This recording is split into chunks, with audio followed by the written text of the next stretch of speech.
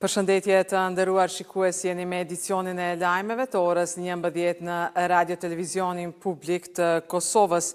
Shtabi i përgjithshëm i Forcës së Sigurisë së Kosovës njofton se sot mbahet dita e vizitorëve në ushtrimin fushor Ujkushigjet, që FSK është duke realizuar në poligonin ushtarak në Babaj të Bokës në komunën e Gjakovës. Forca e Sigurisë së Kosovës nëpërmjet regjimentit të 3 të komandës së forcave toksore është duke zhvilluar këtë ushtrim, i cili vjen pas një cikli të gjatë trajnimesh dhe përgatitjesh intensive në kuadër të procesit të validimit të regjimentit. Gjatë këtij ushtrimi teston aftësitë dhe kapacitetet luftarake të njësisë në nivel taktik, me qëllim që të vlerësohet gatishmëria operacionale dhe përmbushja e standardeve të kërkuara për validim. Në njoftim thuhet se FSK vazhdon të demonstrojë përkushtimin ndaj ngritjes së kapaciteteve profesionale dhe operacionale në përputhje me standardet e forcave moderne të mbrojtjes. Komandanti i misionit të KFOR-it, General Major Ozgan Ulutesh, u takua me ministrin e mbrojtjes së Malit Zi Dragan Krapović dhe shefin e mbrojtjes, General Brigade Milorad Vuksanović në Ministrinë e Mbrojtjes në Podgoricë. Gjatë takimit u diskutua situata e sigurisë në Kosovë dhe kontributi i vazhdueshëm i KFOR-it në stabilitetin rajonal. General Major Ulutesh vlerësoi mbështetjen e qëndrueshme të Malit të Zi ndaj misionit të KFOR-it dhe profesionalizmin e personelit malazez të vendosur në KFOR, njofton zyra për informim e këtij misioni. KFOR-i njofton se vazhdon të zbatojë mandatin e tij dhe të sigurojë një mjedis të qetë dhe të sigurt për të gjithë banorët e Kosovës dhe lirinë e lëvizjes, duke bashkëpunuar ngushtë me Policinë e Kosovës dhe EULEX-in në rolet e tyre përkatëse si garant të sigurisë. Vazhdojmë me lajme të tjera, pothuajse gjysma e institucioneve të pavarura dhe agjencive ka mbetur pa borde aktive apo gjysmake si pasojë ngërçit politik në vendin tonë.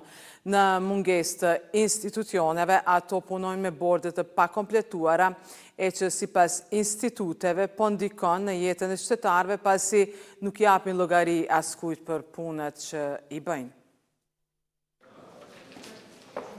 Ngërçi politik në vend pas zgjedhjeve të nëntëshkurtit ka ndikuar në punën e gjysmës së agjensive dhe institucioneve të pavarura, duke i lënë pa borde aktive apo më numër të redaktuar. Për këtë shprehu shqetësim në seancën e së dielës edhe kryeministri në detyrë Albin Kurti.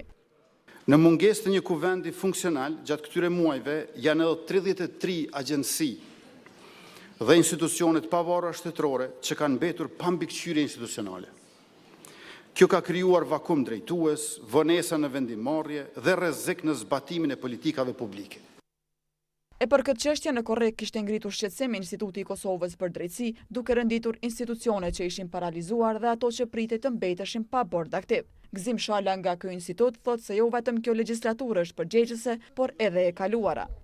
Një pjesë tjetër e institucioneve janë duke funksionuar në përbërje jo të plot. Mirë, po nëse vazhdon kjo situatë, numri i institucioneve të cilat do të defunksionalizohen tërësisht, vetëm se do të rritet. Edhe në situatat kur institucionet funksionojnë për shkak se kanë numrin e nevojshëm të anëtarëve që përbëjnë quorumin, prap vendimet janë më legjitime nëse merren në përbërje të plot. Edhe nga instituti tjetër GAP thonë se edhe nëse funksionalizimi i agjensive dhe institucioneve do të bëjë shpejt, prap do të vënojë mbushja e pozitave që kanë mbetur vakante e që po ndikojnë në jetën e qytetarëve dhe llogaridhënien e tyre. Kosova ka diku rreth 70 komisione, agjencione, institucione të pavarura, të cilat varen nga vendimet e ekzekutivit dhe legjislativit, por të emëruar anëtarë përkatës në bordet e këtyre institucioneve.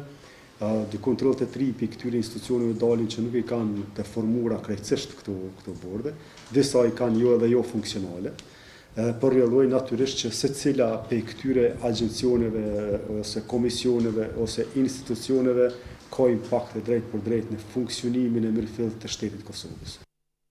Sipas IKD-s, në mesin e institucioneve që po funksionojnë me mungesat e antarëve ose janë jo funksionale për shkak të mosveprimit të kuvendit, janë gjykata kushtetuese, organi shqyrtues i prokurimit, institucioni avokatit të popullit, Këshilli i pavarur mbikëqyrës për shërbimin civil të Kosovës, Autoriteti i pavarur i konkurrencës, Bordi i Kostit, Agjencia Kosovare e Privatizimit e shumë të tjera, mandati të cilëve do të përfundojë ditëve në vijim.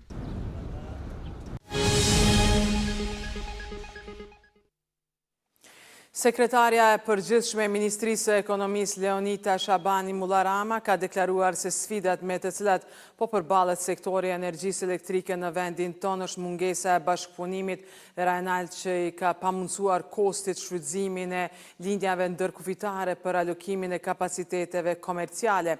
Këto komente ajo i bëri në takimin e radhës të nivelit të lartë ministror, i cili u mbajt në kuadër të ndërlidhshmërisë së infrastrukturës energjetike të Evropës qendrore dhe juglindore, e që organizuan nga Komisioni Evropian dhe Ministria e Energjisë së Rumanisë. Në njoftimin e ministrisë thuhet se në takim u theksua nevoja për koordinim më të ngushtë mes vendeve të rajonit dhe institucioneve përkatëse të sektorit të energjisë. Ministria e Financave, Punës dhe Transfereve ka njoftuar se më 4 nëntor të këtij viti do të mbahet ankandi 12 për këtë vit në kuadër të programit të rregullt të emitimit të letrave me vlerë të Qeverisë së Kosovës. Në këtë ankand do të emetohen obligacione me maturitet 3 vjeçar në shumën prej 20 milion euro. Sipas ministrisë, investimi në këto obligime konsiderohet investim i sigurt, pasi është i garantuar me ligjin për borxhin shtetëror dhe garancitë shtetërore. Interesi për obligime përcaktohet nga tregu gjatë ankandit dhe u garantohet investitorëve për tërë periudhën. Ndrojmë temë, një grua ka humbur jetën mbrëmjen e së hënës në komunën e Gjakovës pasi dyshohet se ka rënë nga lartësia e një ndërtese. Sipas raportit të policisë, rasti është raportuar rreth orës 22, ku viktima kishte pësuar lëndime të rënda trupore pas rënjes. Ajo është dërguar në urgjencë në repartin e emergjencës, ku mjeku kujdestar ka konstatuar vdekjen e saj. Policia po i vazhdon hetimet lidhur me rastin.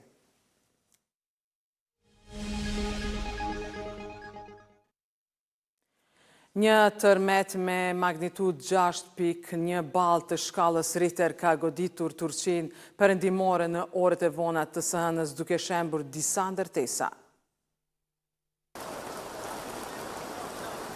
Një tërmet i fuqishëm goditi Turqinë perëndimore të hënën, duke shkaktuar shembjen e të paktën 3 ndërtesave të dëmtuara tashmë nga lëkundjet e mëparshme, njoftuan zyrtarët. Tërmeti me magnitud 6.1 balë ishte i përqendruar në Sidirgji, provinca Balisheker, sipas Agjencisë së Menaxhimit të Fatkeqësive dhe Emergjencave. Ai goditi në orën 22:48 sipas kohës lokale në një thellësi prej 5.99 kilometrash. Tërmeti, i cili u pasua nga disa lëkundje tjera, u ngje në Stamboll dhe në provincat e afërta të Bursës, Maninsës dhe Izmirit. Një total prej 22 persona u lënduan, por nuk u raportua asnjë humbje jete sipas autoriteteve. Shumë njerëz mbetën jashtë të friksuar për të kthyer në shtëpitë e tyre, raportoi televizioni Haberturk.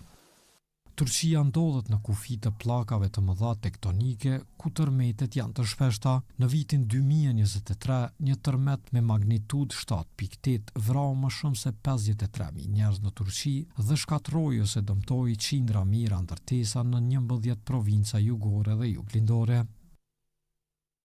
Të nderuar shikues, ndoshët lajmet në RTK bashkë me ekipin realizues, ju falenderojmë për kohën që ndat me ne. Mirupafshim.